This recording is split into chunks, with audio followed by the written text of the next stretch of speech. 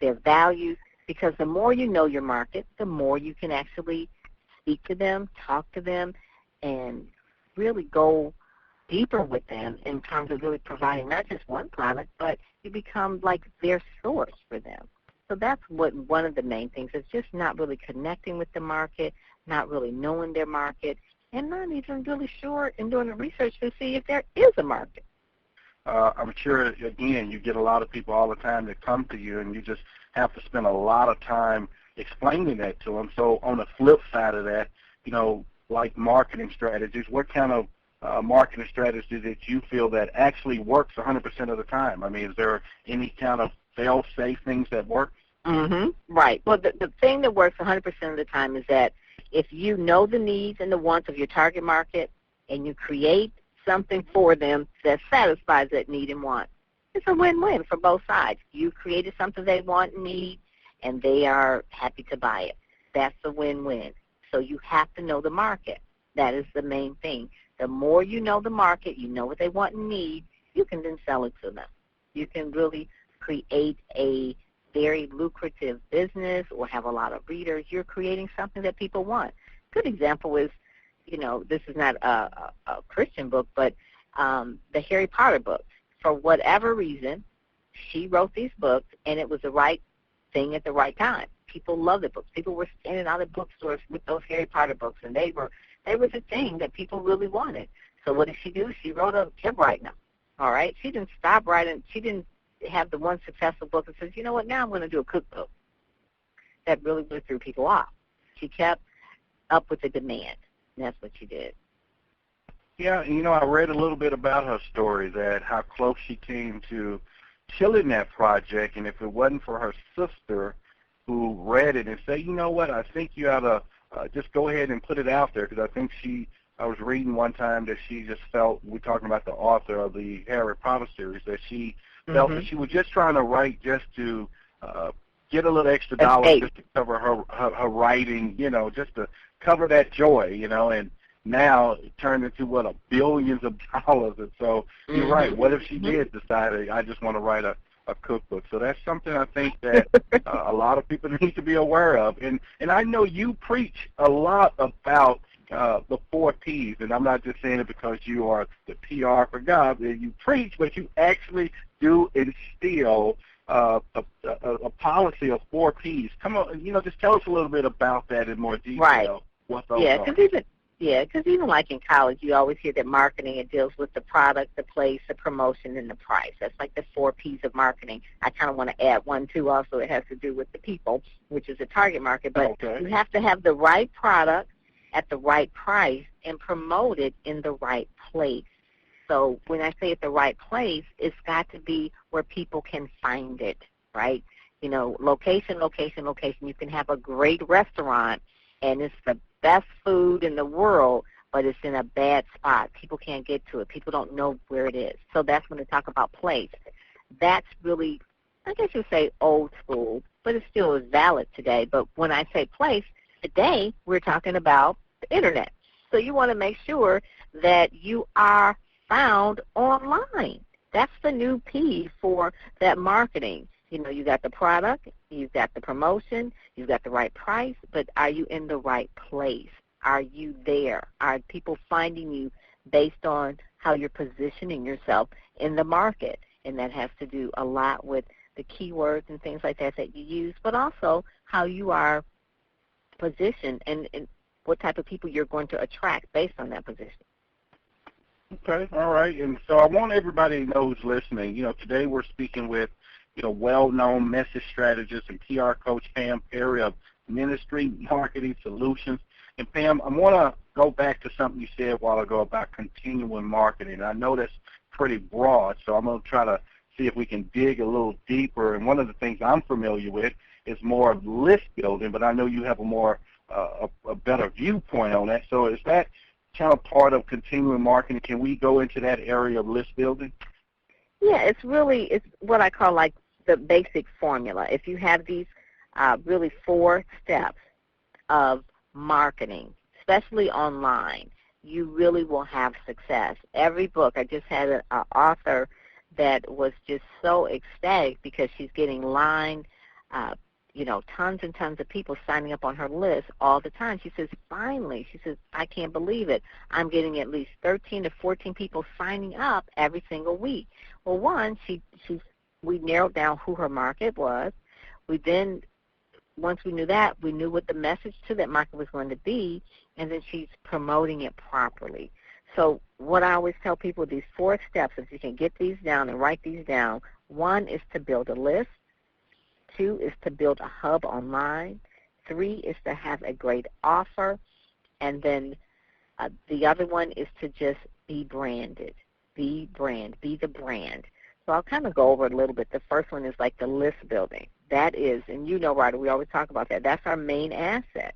You need leads. You need people that you're going to talk to. You need a list of emails, and not just any old emails. Don't go out and buy a list. That's not what I'm talking about. But you need to build a rapport or build relationships with that list. People who raised their hand and said, yes, I want to be a part of your group. I want to be a part of your tribe. I opt into your email, and now I'm receiving your emails, and I'm reading them, and I'm interested.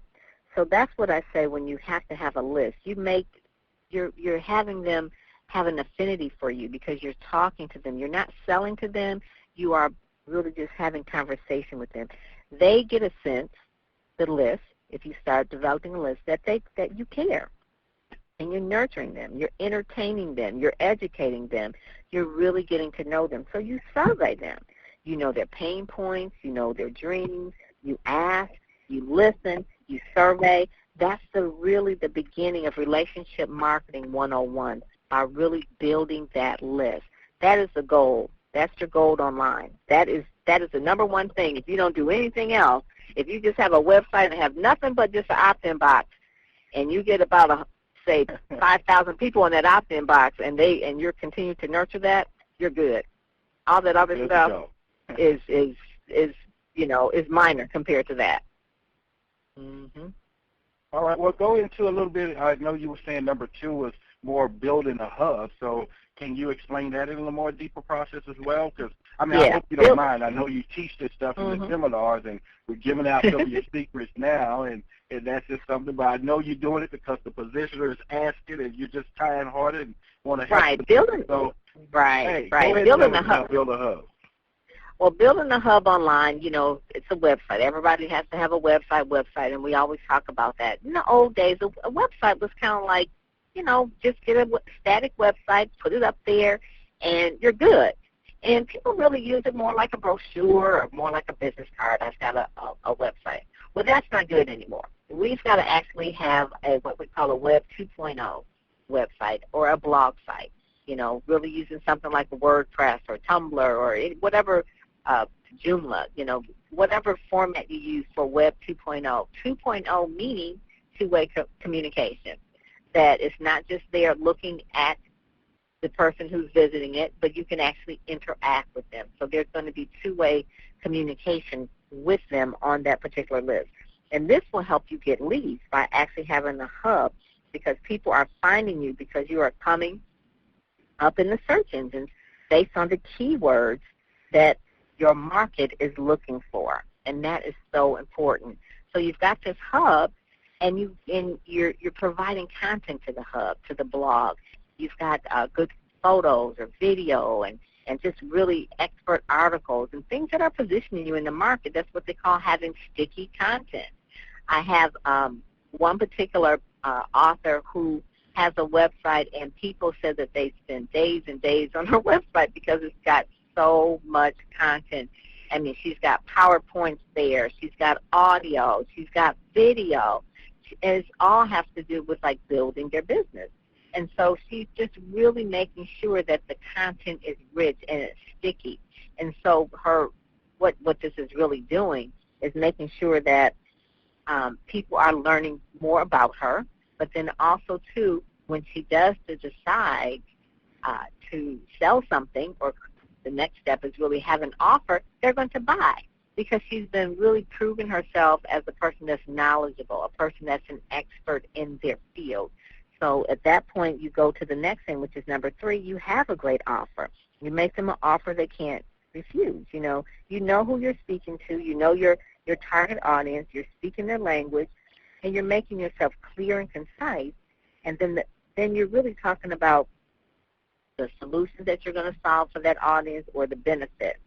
But you're making it so that it's an offer where they raise their hand, they've come there, they're part of your list, they're part of your tribe, and now you offer a book or a program or a seminar, or you have an event and they show up.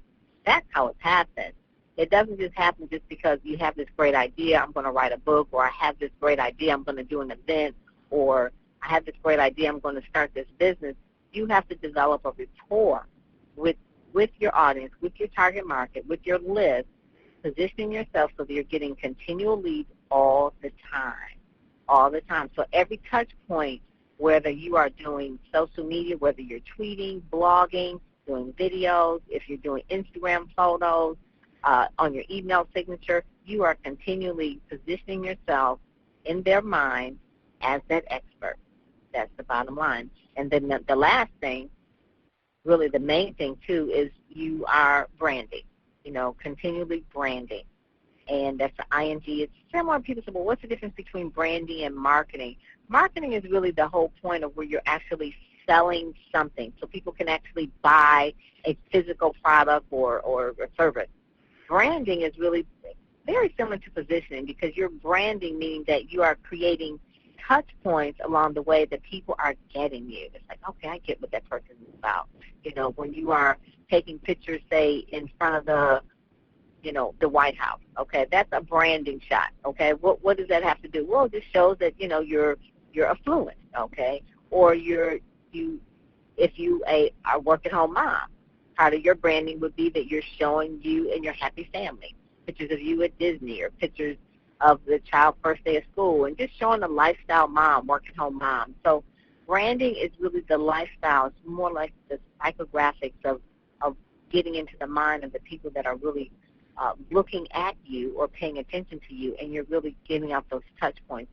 Even in terms when you're doing things face-to-face as well, you're branding. If you're going to speak, I always tell people that, have a podium cover or have a sign, or, if you're going to have a product table, you're branding where you have everything matching. You have a tablecloth, on your product table and display that matches everything else. If it's a book that you're selling, can have the book on the particular table, or, if you're going to be speaking and you're author, I would say sometimes just get a T-shirt with the book cover on it, so you're continually branding. You're showing people the consistency of what you're about, because people are moving so fast, they are half listening and half paying attention. So by really putting that brand or in the front of them, their mind, so they can see it, they get it right away. If you're on Facebook, make sure your Facebook cover is something so that people can get. Yeah, it's kind of like advertising, but it's a brand. You're keeping that in front of them in terms of what you do. Every single touch point, every email, even a voicemail. Your voicemail message on your phone can be part of your branding. People call you, you're not available. Don't use the old boring one, oh, you reached such and such, I'm not here. But make it like a mini commercial if you want to, so that and say, hi, this is Pam Perry. We help you brand like a superstar. I'm sorry I'm not here, but this and that. So you want to say your tagline. That's part of your brand at every touch point so that people get you. Well, you know what? I'm gonna take that one to heart and change my voicemail to the positioner, and then I'm going to position you or get that tagline together, because you do want to take every opportunity that you can to present or position yourself or sell yourself, and you just never know that 1 second when people call you. And I think you just hit that. And I've really been in the business and been out here a long time, and just really always just kept my voicemail, hey, I'm not here, leave a message. But you know what? I'm going to go ahead and implement that tomorrow. Yes. I'm not going to let you get away without answering and telling us how this all ties into social media, because you are the social media queen, and I got to tell you, or these listeners have to know that you know your stuff there too, and we are talking about marketing. But how do we streamline that into social media as well? And I know do you touch on this in your seminar as well? Yeah, social media is definitely a big part of it, and part of really positioning yourself and part of really being an